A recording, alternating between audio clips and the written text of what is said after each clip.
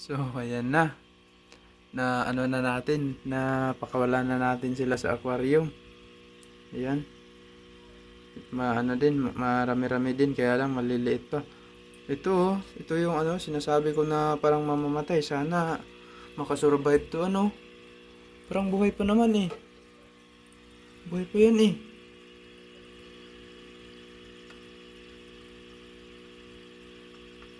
Buhay pa ba? Oh, buhay pa naman. Sana sana gagaling pa siya. Sayang din yan. Yan sila oh. Yan, dadami na yan dyan. Mga gapis ba? Alaga-alaga lang. Try lang ng try ba? May dumi oh. Wala kasi tayong ano eh, pang salok ng dumi. Walang, ano ba, yung parang net. Tsaga muna tayo dito.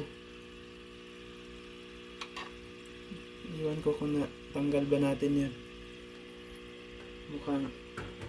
Mukhang natanggal naman. Yan na, marami-rami na din sila. Yan. Yan sila ano. Sa mga beta natin, siyempre andyan pa rin yan, 3. Sabi ng pamangkin ko, hanap daw siya ng ano, babaeng beta. Pares namin dito. Subukan namin na breed nito.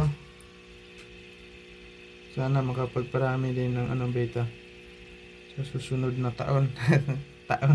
taon talaga yan. Lalaki kasi yan eh, kaya matapang. Ito pa isa,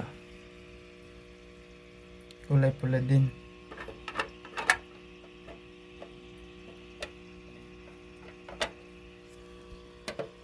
Ito, magandang kulay talaga, kulay blue. Yun, angas yan. Angas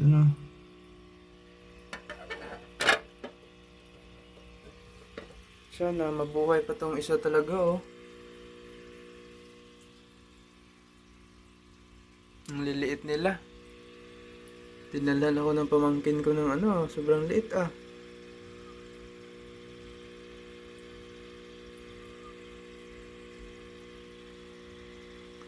Sana mabuhay pa yung isa.